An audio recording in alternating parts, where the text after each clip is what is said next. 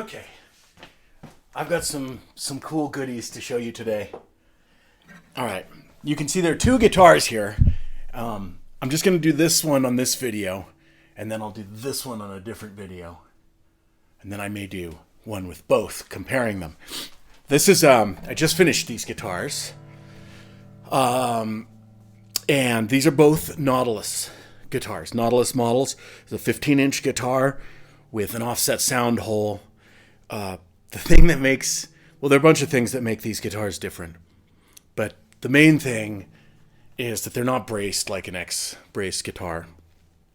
The offset sound hole allows me, I use a radial bracing system, which means that I have a patch underneath the bridge here, and then the braces all radiate out from that. And there are no cross braces. There's no X.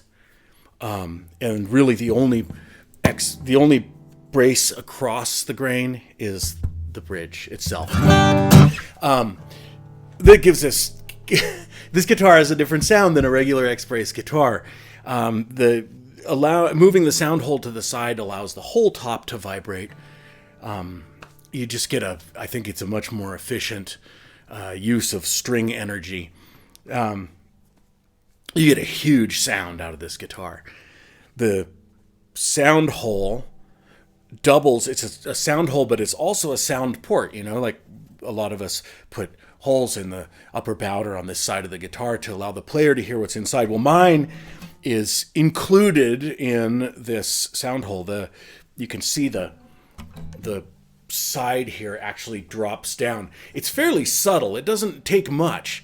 It drops down about half of an inch, and it allows this sound hole just really projects directly at the player, and it gives you this nearly overwhelming power and immersion in the sound of the guitar. It's not like other guitars. I keep saying that. So let me talk about the particular woods. This has this set of Sitka spruce, which is about 50 years old. Actually been in my family since then. I remember this stack of wood from when I was a kid. And I'm old. And so this is well-aged Sitka spruce. In fact, you see all that, the sort of yellow and this band of discoloration down the center. That's from age. This is a clear coat on here. I just think it's absolutely gorgeous. It has a little bit of bear claw in it, and it's killer wood. It's really good. The back and sides are made of sapele, and they're made of just gorgeous, I guess you would call this a waterfall pattern. It's very three-dimensional in person. It's this beautiful golden brown color. It looks a lot like the much vaunted tree, the mahogany. In fact, I've built out of that, and I actually prefer this wood. This is a very mahogany-like wood. Sapele is often sold as African mahogany. It's not actually botanically related to mahogany, but its physical properties are very similar. It's bound in ebony with a mahogany neck and ebony thingy-mabobs. And I can't ever think of these. Okay, bridge, fingerboard. I call this guitar Blue Boy because I bound it in maple and a blue binding just for fun, because I built this as a spec instrument. I could do whatever I wanted. So it's really kind of a cheerful looking guy. For my diamonds, I put diamonds on most of my guitars, diamonds and squares, sort of my trademark thing, I guess. I used these acrylic pen blanks people use for turning, pens for writing. They turn them on the lathe, and they're these beautiful acrylic products made that are very swirly and intensely colored. This is sort of a lapis lazuli looking color, and there's no way I could show you on the video, but it has the same sort of iridescence that shell does. It's pretty fun. And I used VS tuners. I hadn't used these before. They're a newish company to me anyway, out of Brazil. And they're open back tuners. open back with nice ebony buttons and some brass and chrome. I guess I'm not sure if it's chrome or nickel. It looks more like nickel, actually. They have a really clever design. They're open back tuners, but they support the shaft in a way that most open back tuners don't. In fact, the bushings have a little nylon insert here, and it holds the post that the string attaches to. They hold it very nice and vertical. A lot of open back tuners suffer from being, if they're not installed just exactly right, that post leans over and they sort of bind. That can be a drag. This alleviates that problem, and they're smooth and even. Pretty cool company. What else can I tell you? I'm going to play this now instead of gabbing anymore. Okay, I'll just play it. I never know what I'm going to play, by the way. I never know what I'm going to play, so I'm going to play this.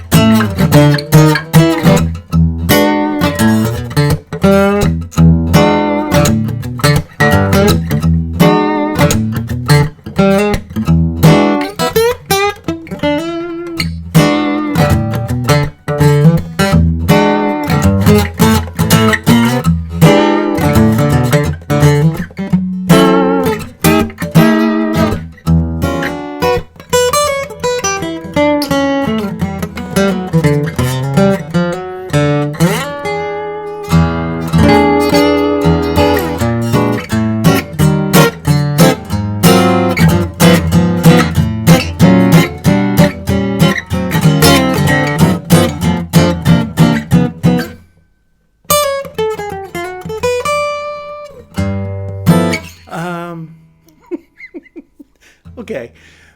Obviously, I never know what I'm going to play. So anyway, there's a whole bunch of noise. What I'm hoping to demonstrate there is that this guitar just is, like, ludicrously powerful. The bottom end is very brassy, very strong, but tight.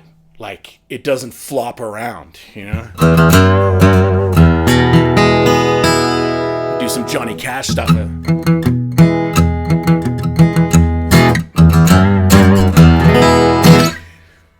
The mid-range is sweet and fat.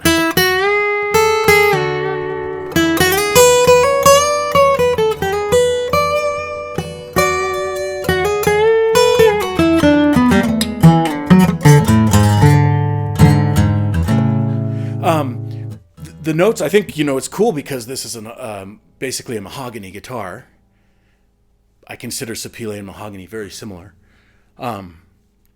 So it doesn't have like a super long decay like that that Cocobolo one, Arum, that I showed a little while ago.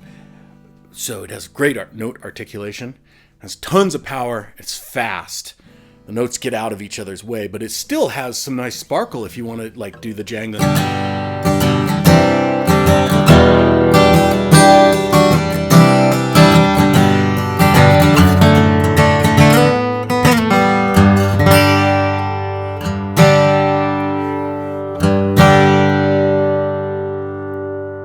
It has a nice long decay too. It's just not it's not like that rosewood forever kind of cathedral thing.